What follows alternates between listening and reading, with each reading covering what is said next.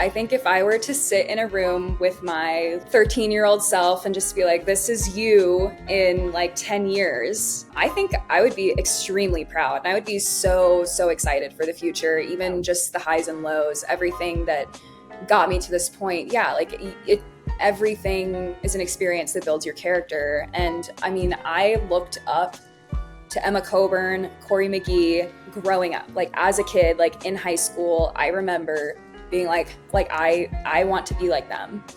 And now I'm training partners with them. It's just insane how life works. That was Gabbi Jennings today on the Running Effect podcast. And I'm your host, Dominic Schlueter. I'm thrilled you've clicked on today's episode. I'm always thrilled when you choose to spend your time with me and my guest, but particularly today because I've got a banger for you. This is one of my favorite podcasts that I've recorded in recent memory. I have the joy and privilege of speaking with the one and only Gabbi Jennings. If you're not familiar with Gabbi, she runs for Team Boss and Adidas, and last season she ran 9:07 in the Steeplechase, which is one of the fastest times by an American woman in recent history. She's consistently gotten better at the national stage, and she's really rising in the sport at a rapid pace, and I wanted to have a conversation with her really before I think she breaks through, because I think a breakthrough is inevitable for her at this point. She also has a remarkable backstory. One of the things we dive into at length is her high school prep career, where she won, and guys, this is not a typo, she won 43 state titles in high school. Starting in fifth grade was the first year she ever won a state title. I thoroughly enjoyed that part of the conversation and diving into the history she made while in the state of Louisiana. She then went on to compete at Furman, where she was a 3-time All-American, including a 20th place finish at the 2019 NCAA Cross Country Championships held in Terre Haute, Indiana, which I was actually there that day, funny enough, long before I knew Gabbi, and we talk about that in today's conversation. Bottom line, Gabbi is a remarkable athlete who is incredibly eloquent and has so much wisdom to bring to the table, and that's what I loved about this conversation.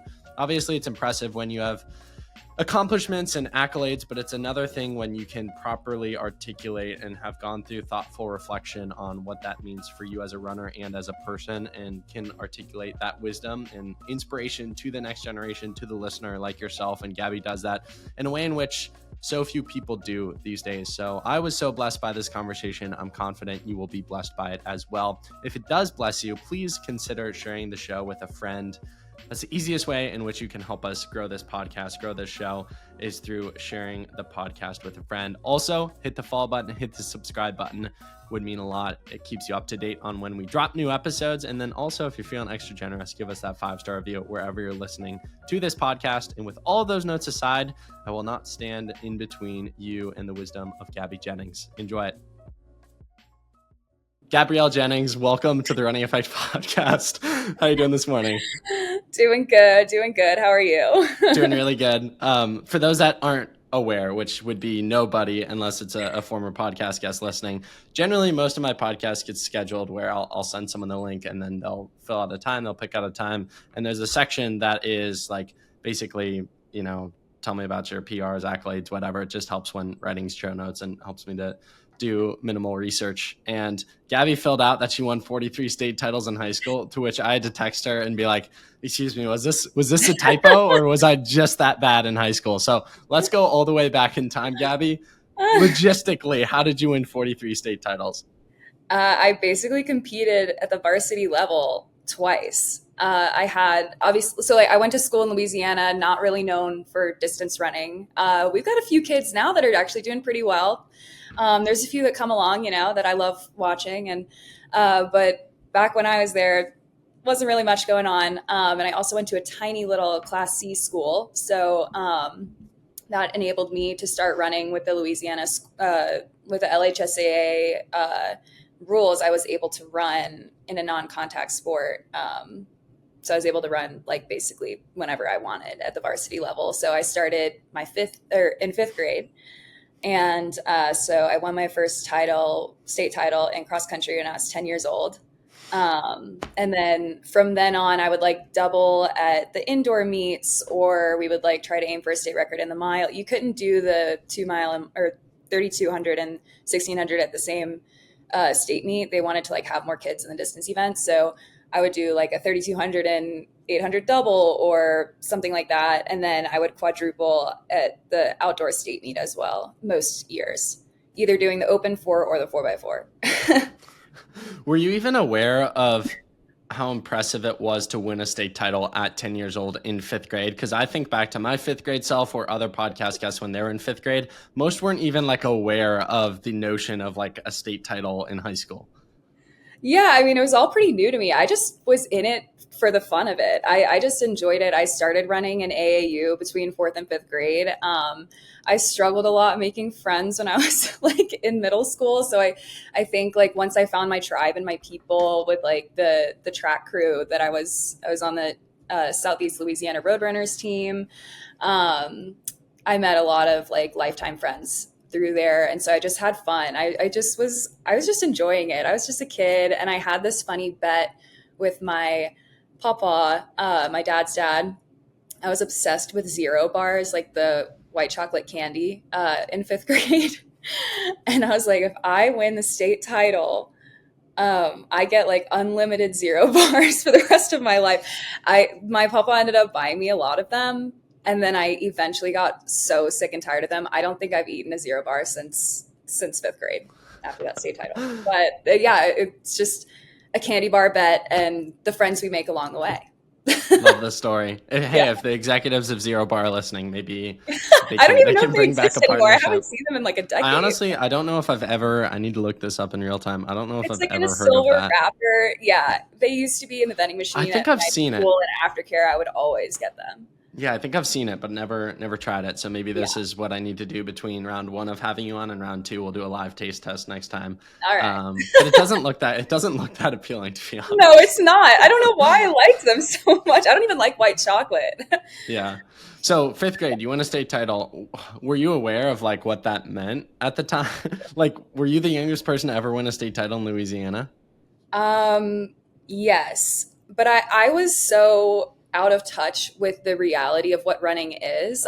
Like I said, I was really just in it to have fun. I traveled like, across the state and then eventually across the country with my dad. And we had so much fun. My dad was my coach growing up. So, and my whole family kind of got involved. My sister was running in high school and my brother also has like an 800 meter state title and like threw the javelin and stuff. But he like, running eventually became my whole family. But yeah, I had no idea. There's this viral video on FlowTrack.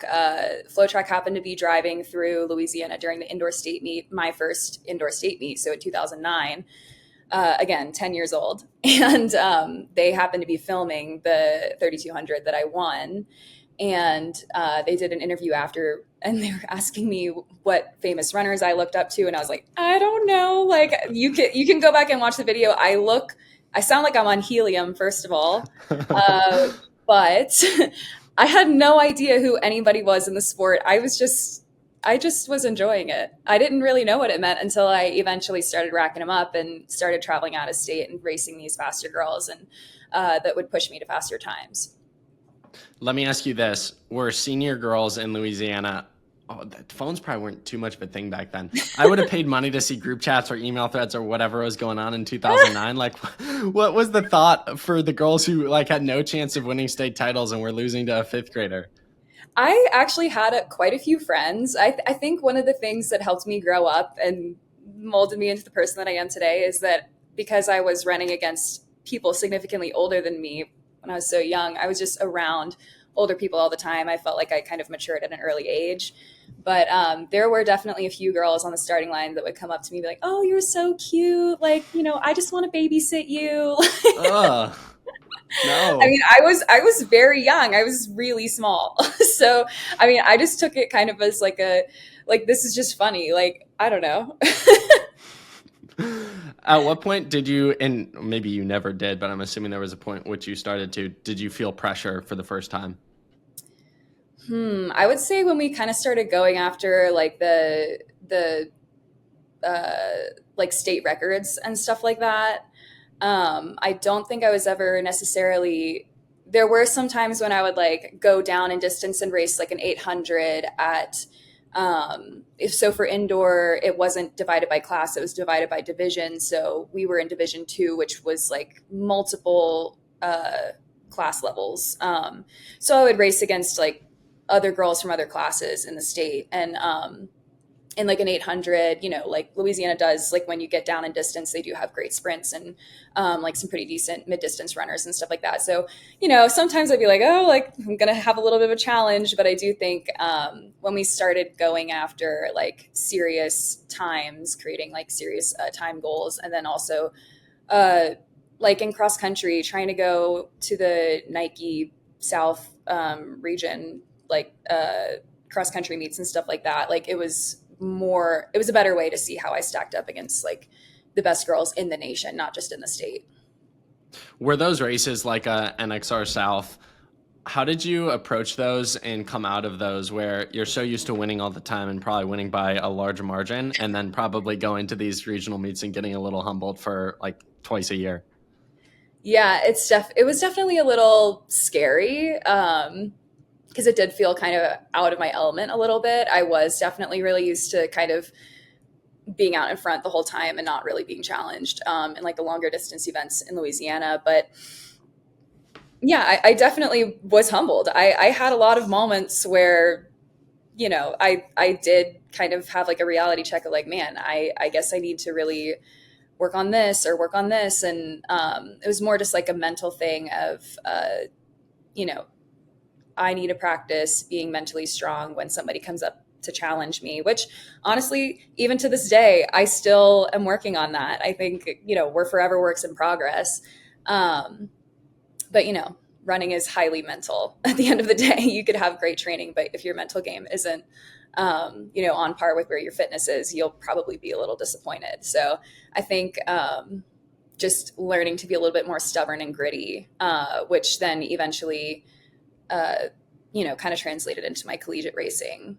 So you mentioned that what you just talked about there is something you're still working through. And I think a misconception that a lot of people fall into when they view or follow someone like yourself is they think, oh, she just experienced those things in fifth grade or freshman year of high school or senior year of high school. But now that she's a pro, she's got everything figured out and never has any of the issues that I feel. As you said there, and so many of my other conversations with people go, it's like, generally we all work through the same issues really throughout each chapter of life. We just get a little better at handling them. What's your general take and thought process on how, probably a lot of the things you felt in high school, you still feel this day, you just know how to handle it better? Yeah, it's like you get the same challenges and feelings, but just in different fonts, a little bit more advanced now. I think as you progress through life in the sport, you start to realize that there's a lot more intricacies and nuances to different things. And there's a lot of different ways that things could go wrong, a lot of different things that you feel you need to worry about. At the top end of the sport, I mean, it's really hard. It's hard to make teams. You are pushing yourself to the limit all the time and finding new parts of yourself that you didn't even know existed. And then there's still people out there that are like better than you. And you're just like, okay, how can I outwork or be smarter than some of these people? How can I navigate this realm to bring forth my best self? And at the end of the day, you can worry about what everybody else is doing, but I do think like taking control of your own life and really worrying about what you're doing and being the best version of yourself is the best thing that you can do. Very practical, tangible question for you. You get a trophy in most states when you win a state title. Where are the 43 at the moment? I got like little medals. Okay. I honestly don't really know where all of them are. I don't know. How many would you say you know where they are? Like, how many do you have with you? Roughly? Oh, I have none with me, like currently. Really? No, I don't. No. I do have like, I have a lot of my collegiate awards and stuff like that. I think that they're a little bit more relevant to like the work that I put in that I'm like super proud. I'm obviously very proud of what I did as a kid, but I just, being an All-American, like an NCAA Division I All-American is quite an accomplishment. So I do have like some of that stuff from college, but I want to say that my parents at home in Louisiana have a bin of some kind that has all of my stuff in it. I remember my senior year of high school trying to find all my medals to take like a photo of them, like on my arms and around my neck. Michael Phelps type I beat. don't think that we could find them all. I don't know where they went. Do you feel like you fully appreciated the titles in the moment, or were you so focused on the next thing that you don't think you properly appreciated it? That's a really good question. I do think that when you're young and you know, it feels like an eternity until you graduate. It's so easy to just like look forward to the future and just be like, well, I have, you know, I started in 5th grade. I've got 7 more cross country titles to go. Like that's so long. And so I do think just like in the back of my mind, I probably didn't appreciate them quite as much when I was like younger. But I think starting to hit like my junior year, my senior year, I did start to realize like, oh man, like this is about to end and I'm about to be thrown into this whole different world of collegiate running where feel like I'm going to have to kind of start over from scratch as an athlete. And, you know, I'm not going to have my dad there with me, coaching me, my siblings there, you know, running with me, cheering me on, my mom, like, you know, like it's very different. I do remember my very last state meet outdoors was the same weekend as my high school graduation. So it was a very emotional week. And the LSU commentators, because we had our outdoor state meets at LSU every year, same officials as the indoor races and stuff. They had seen me grow from, you know, 10-year-old me to then 17-year-old me. And, you know, I always received words of encouragement. I always was told, you know, like, you're going to be so proud of this. You're going to tell your grandkids about this. It's been such a privilege to watch you grow. And the announcer at the last lap of the 3,200, my last lap that I'd run on the LSU track probably, was like, listen to this. And he started just naming off all of my accomplishments. Oh, I'm starting to get teary-eyed just thinking about it.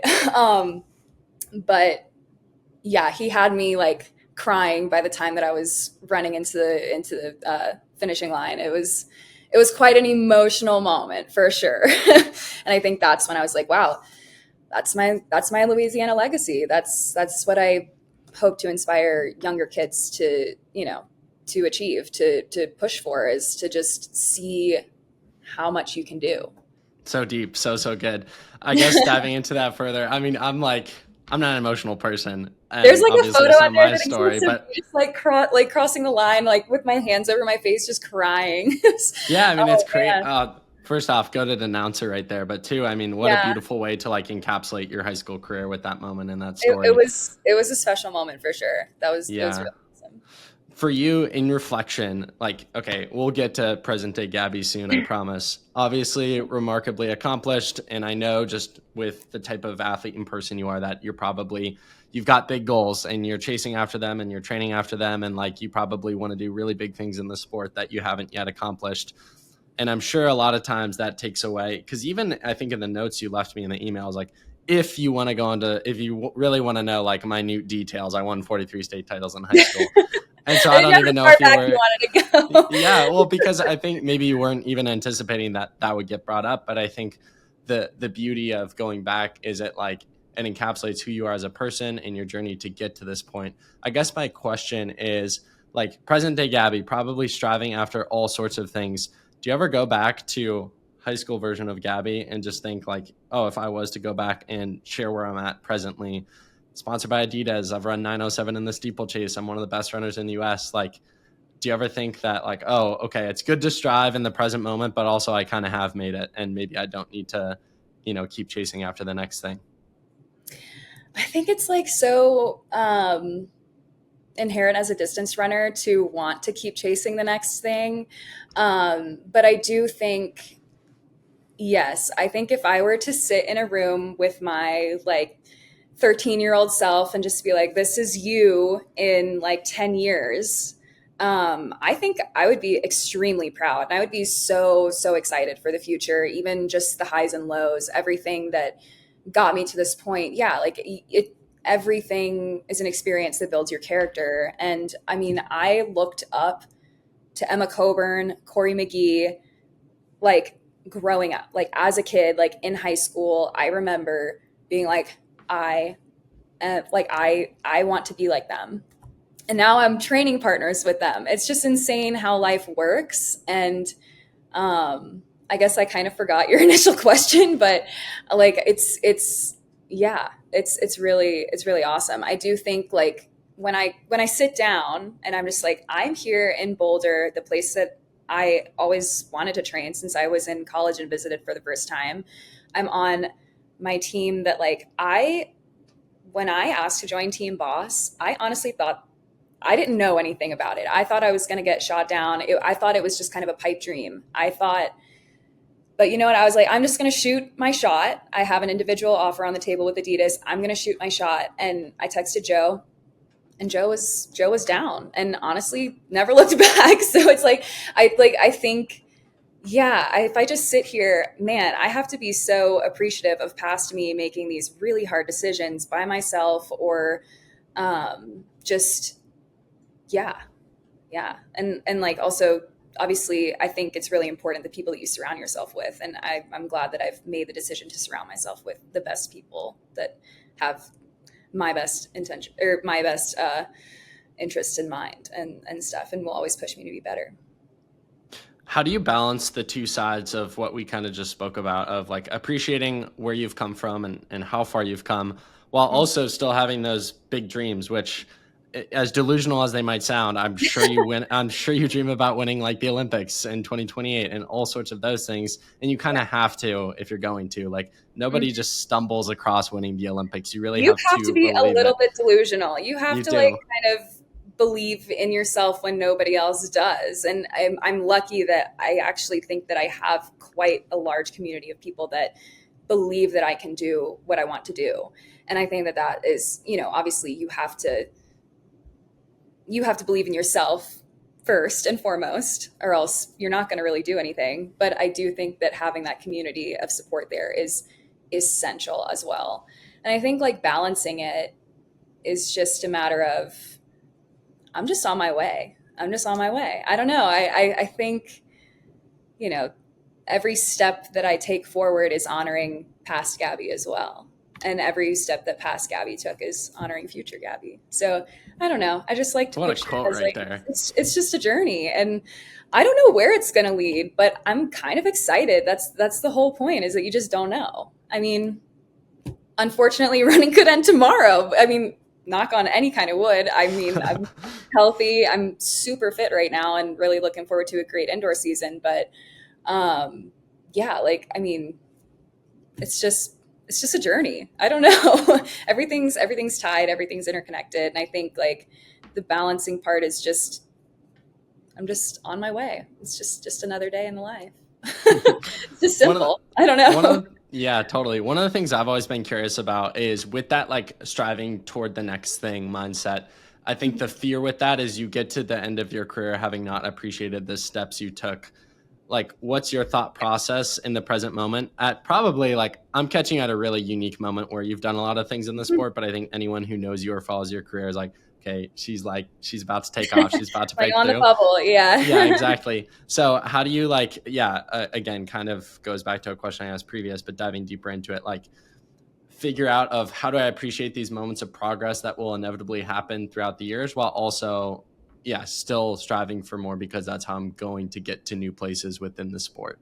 Because reality is, if you win Olympic gold, you immediately guarantee it. You're going to think, Like, how do I win back to back, or how do I win worlds yeah, next it's year, or like how do I I set an I Olympic like record? peaked in life. Like what's Yeah. happening? Yeah, no, exactly. I think man, that's a great question. I used to like hear this quote a lot that said you're only as good as your last result, in regards to like the business side of the sport.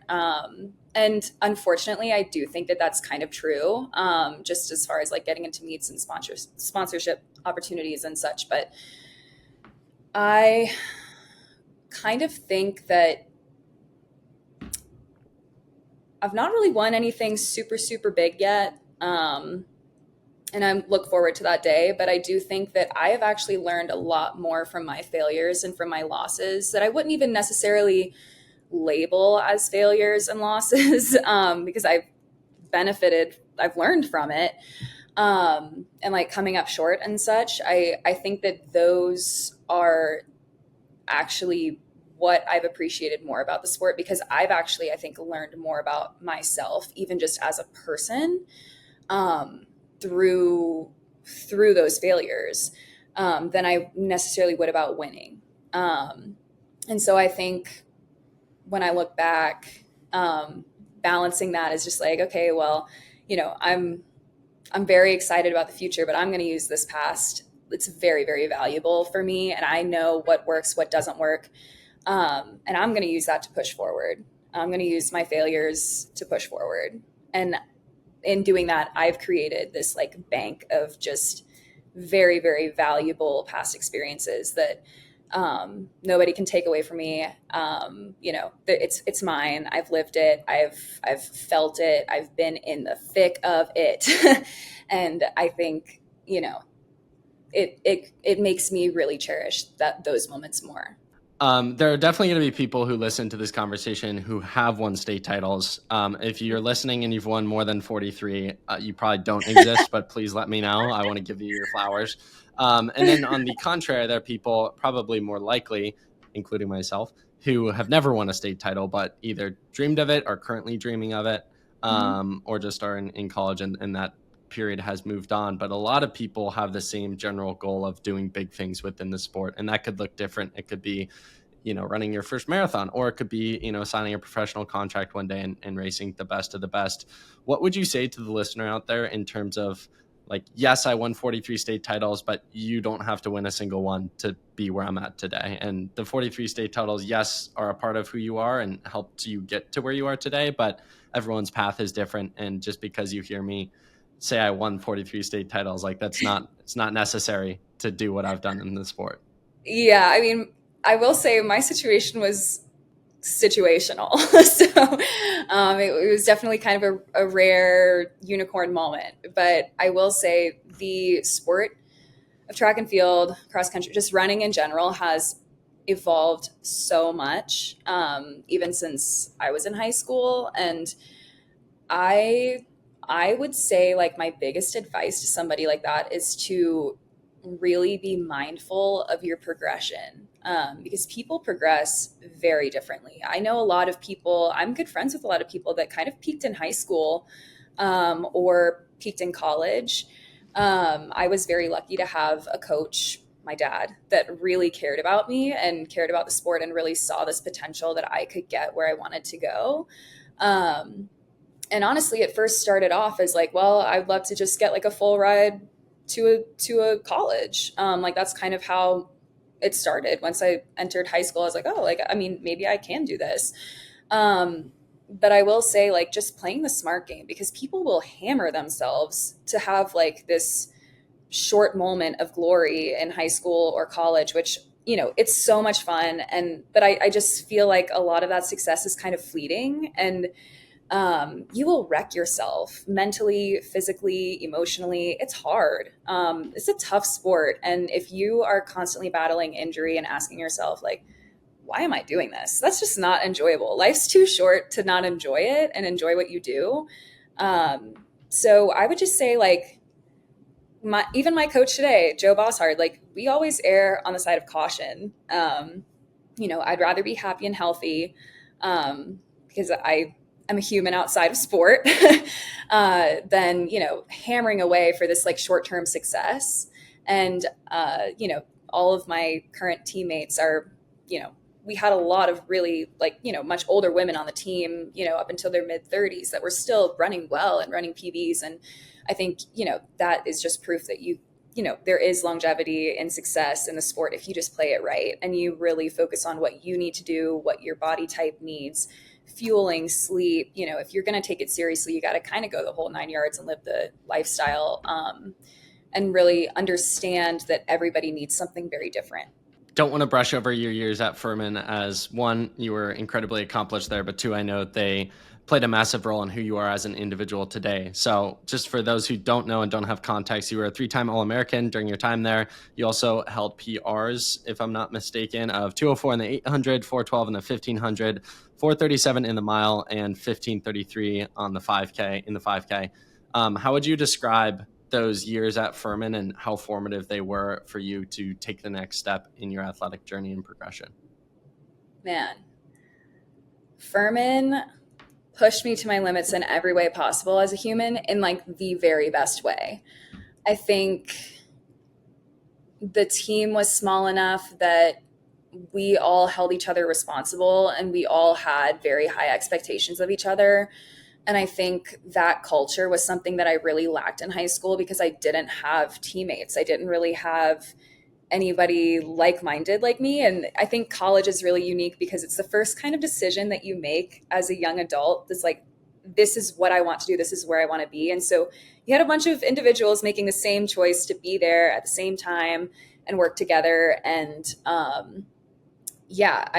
many teammates. I mean, I'm gonna go to one's wedding in a late February. Like it's very we're still very close. And I think that Rita and Robert Gary did a great job instilling like this stubbornness, this grittiness in me that really helped project me or like move me forward in the professional world. And, it was kind of this like, no BS, no excuses, like get the job done, show up.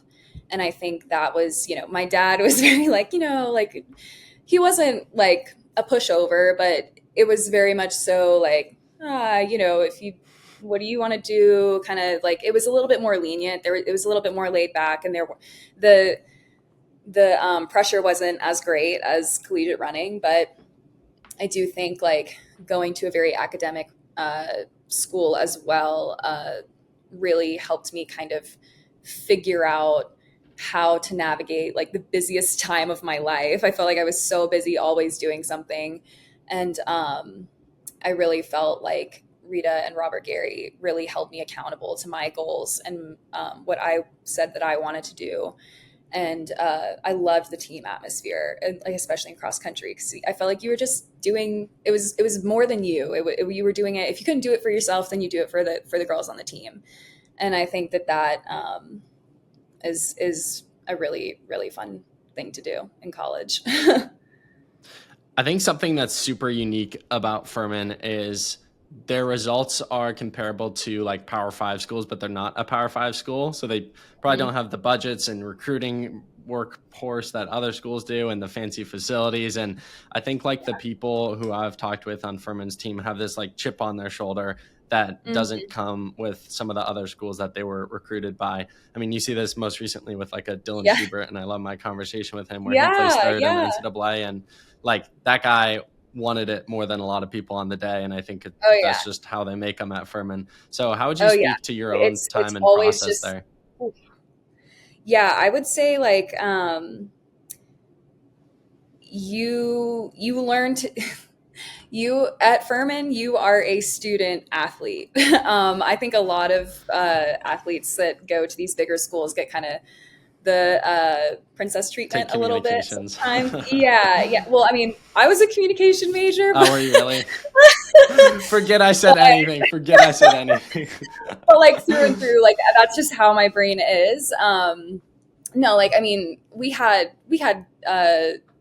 there were some girls on my team that were like biochem majors that were like going to get their PhD in Princeton. Like they couldn't stay a fifth year because they were going to Princeton to get their. I'm like, oh my God, try hard. No, it's so impressive. But I mean, Furman's great. I think that we do have like a private donor who has been so generous to the program and really helps fund the team and gives a lot of money for travel and stuff like that, which gives these athletes really awesome opportunities to go and race, across the country multiple times a year. So that's a very fortunate thing. But yeah, our facilities are like, I don't want to say a community college level, but like, it's nothing like a Florida situation or like anything like that. Like it's very, very small like that. So there is this feeling of, when you're lining up against these people that kind of have a lot of the resources that Furman doesn't necessarily have, there is kind of a chip on your shoulder. You're like, I'm here. It's a little bit of almost like a self-made kind of feeling of like, you don't need all of the bells and whistles to be good. Just grind, just do hard work. Something I want to ask you about before we go over the Furman years is 2019 Cross Country Nationals. It was the first ever, and I would not bring this up normally if I wasn't there, but I was there on the day, so I can speak to it. It was probably the 3 hours. I've never been so cold and miserable in my life while also being so excited. For those describing the scene, Terre Haute, Indiana, and it was just at the point where the rain couldn't turn into snow. So it was like 35 degrees in pouring rain, and it wasn't cold enough to turn into snow. Muddy. It was like mud. Oh, yes, man. terrible. Anyways, describe that day to me. You came away with 20th place, so you clearly capitalized on that adversity. What do you remember from that day? And were you hypothermic? How long did it take to heat up after the fact? I mean, it was brutal. Oh, yeah. No, actually, I do kind of have a funny story about that, but I'll go through the race first. So the race, honestly, we definitely did this. All of the girls on my team at that time were very like, we're going to do this for each other. We're going to do this for the program. We're going to do this for the future girls of the program so that they have something to look up to.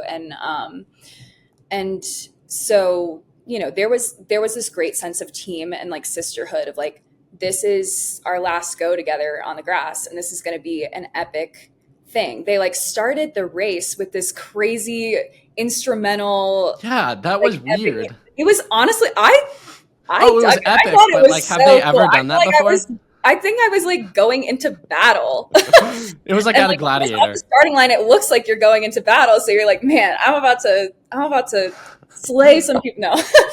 No. But yeah, I remember just getting out hard. Coach Rita always used to say, like, when it comes to championship season, you don't want to, like, don't be somebody that you're not. Be the person that got you there. And the person that got me there was going out hard, just staying attached as long as possible. Keep saying yes to people. Keep saying yes to these decisions. Keep saying yes. Keep saying yes. If somebody passes you, like, I'm going with you.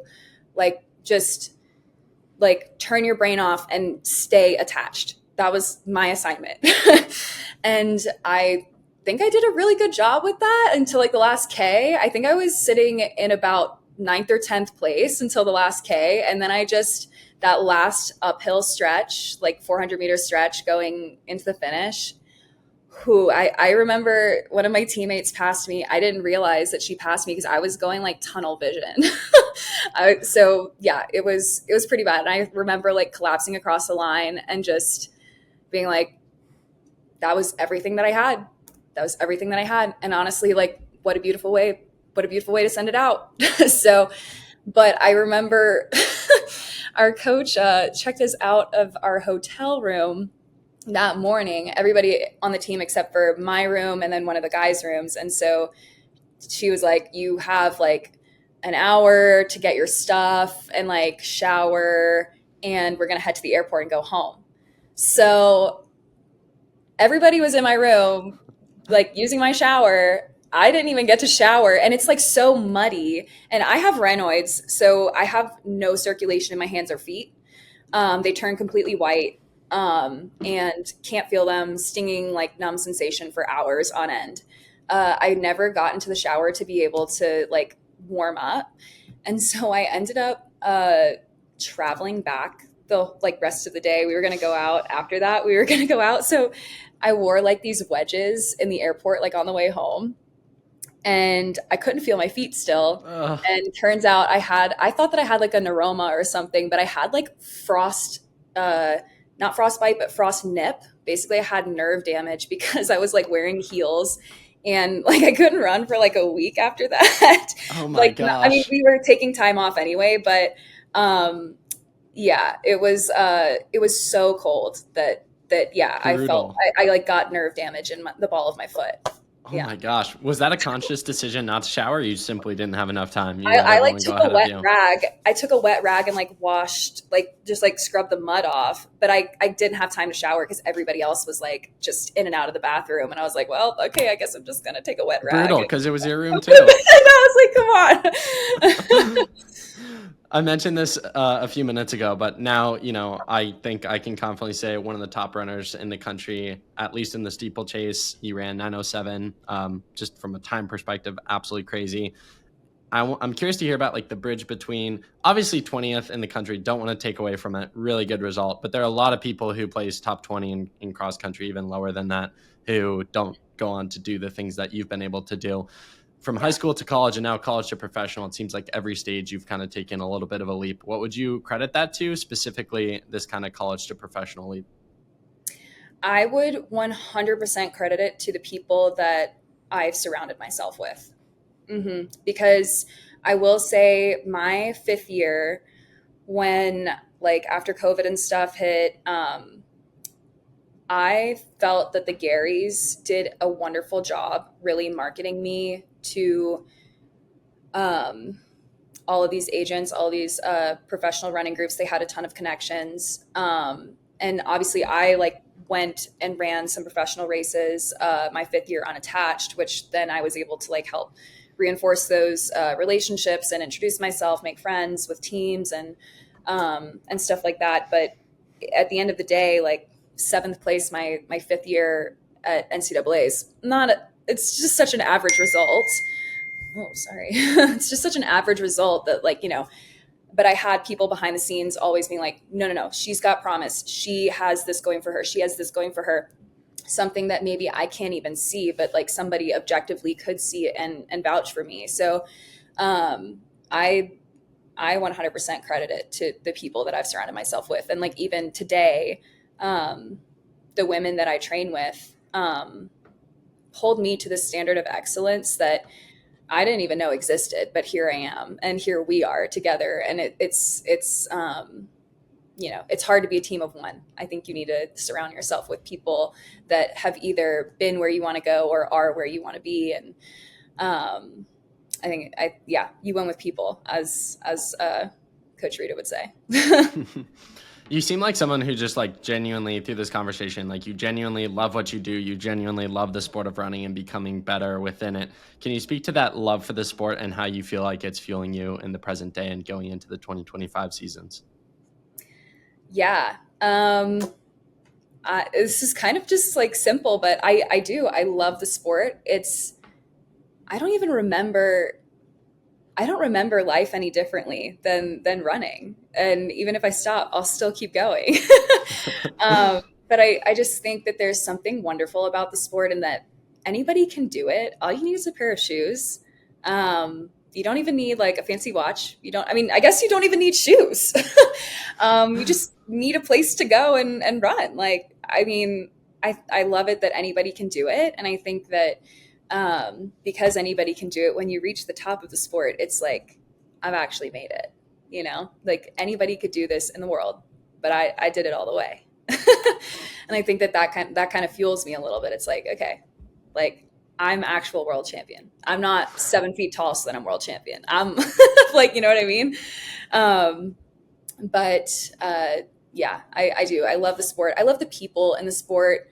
Man, all of my best friends are from the sport pretty much. And I think, it's just a testament to what the sport attracts: mentally tough people that are, extremely smart and driven, and are able to kind of take a second and look inward and kind of battle those demons that you kind of face day in and day out when you're training. And, you don't want to go out and do it, but you have to. And you're like, Everyone in January. I don't want to do it, but I swear I love it. Yeah, it's that feeling of accomplishment that you get after kind of winning over that voice in your head. It's like, oh, it's cold, whatever. I'm lucky that I don't, I can kind of sleep in a little bit sometimes, which I love to do. So, but I love the feeling of accomplishment that you get after doing something that, a lot of people aren't going to want to do. So. What do you feel like you can accomplish in the sport? And I ask you this in January of 2025. I sincerely think we're going to look back on this conversation and be like, oh, this is cool, because you kind of talked to Gabbi before she was Gabbi. And funny enough, Gabbi, I spoke to a different Gabbi a year ago, Gabbi Thomas, and it was like her first ever in-person she's podcast. The coolest Gabbi. It's so hard to live up to. You're the coolest Gabbi with an I. She can take the Y category. But it was a cool conversation, because it was a similar feeling with her where I was like, I know you're going to win gold this year. Let's just talk about you before you win gold, because then you're going to get all the Vogue magazine, everything that's happened. Vogue magazine covers, Kava deals, everything. So for you, like, what do you think you can accomplish in the sport, and what are you truly working towards as we talk going into 2025 and beyond? Well, right now, my current work is to just put my head down and grind. That's kind of my winter arc, as the kids say. You're locked in. Yeah. But I will say, come outdoor season, I do want to start, thinking about, making the podium in pretty much every race that I run. I think that's kind of my short-term goal right now this year. I obviously dying to make a team. I will sell my left arm to make this freaking team this year. I'm gonna be in Tokyo. You heard it here first. Given that everything goes right and we're healthy leading into the season, I just don't see a world where I don't make it with this new training that we're doing and this new confidence that I have and this new level of belief in myself, which I think is half the battle right there. But yeah, I would say long term, I would love in LA to be looking at a medal. I do. I think that with the trajectory and the progression that I have had, not even just as a professional, but even as a collegiate runner, I've I've knocked off about somewhere between 13 to 15-ish seconds each season on average. With the exception of in 2023, I just had a lot of personal health issues that really prevented me from even getting the season rolling. So, and again, learning from that and pushing forward and, using all of that as fuel in 2024 to learn what to do and what not to do. But I do think in 2028, I think realistically, I would love to have the AR. I would love to, be podium contention. Yeah. You mentioned very early on in this conversation that the people you looked up to growing up are now some of your training partners. Speaking specifically on one of those people, Emma Coburn, who's really undisputably, no debate here, the queen of U.S. steeplechase for females. 100%. And now, as you just said there, with those goals, those are things that would slowly cement you toward your legacy within the sport, specifically within that event. Tangibly, what have you learned from Emma, and how massive has it been to have the person be your training partner and friend and mentor within the thing that you want to excel at? Yeah, I feel so blessed to just have been put in the right situations throughout life. Each season, I feel like I've just been exactly at the right place at the right time, which just feels very divine. The opportunity to be able to train with Emma has been nothing short of extraordinary. And I think coming off of Tokyo was when I first joined the team, I saw her really take a step back and look objectively at her training, look objectively at well, what can we do differently? What can we do? And I think I am most inspired by her ability to be able to not get super worked up about certain things, just to stay level-headed and really try to problem solve. If something doesn't work, no problem. Okay, I'm going to figure it out another way, no matter what. And I think that mindset has, her hamstring, her ankle this year, God, her ankle, 2 days after her surgery, where it's just her and I in Crested Butte all of May. And I'm helping her wheel her around and stuff like that, on the bike in a cast with 2 new screws in her ankle. It's just oh my gosh, there's no excuses. It's just, this is life. This is my condition. This is the this is my situation, and what am I going to do about it? Like I can either just, wallow in self-pity, be sad.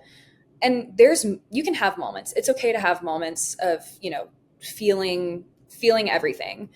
But you have to sleep on it and be able to come back better. And I think, like, I had a conversation about that with Joe right after the trials. I had like a significant meltdown after the trials, I will say. And I think I just had been bottling up a lot. And I was just like, Joe, I'm having a moment. And he's like, you know what? Have your moment. You deserve to have a moment. But guess what? We're going to come back at the end of the summer and we're going to take some scalps. And that's exactly what I did. And I learned all of that from Emma. There's just like no other person to learn it best from. So it's really awesome.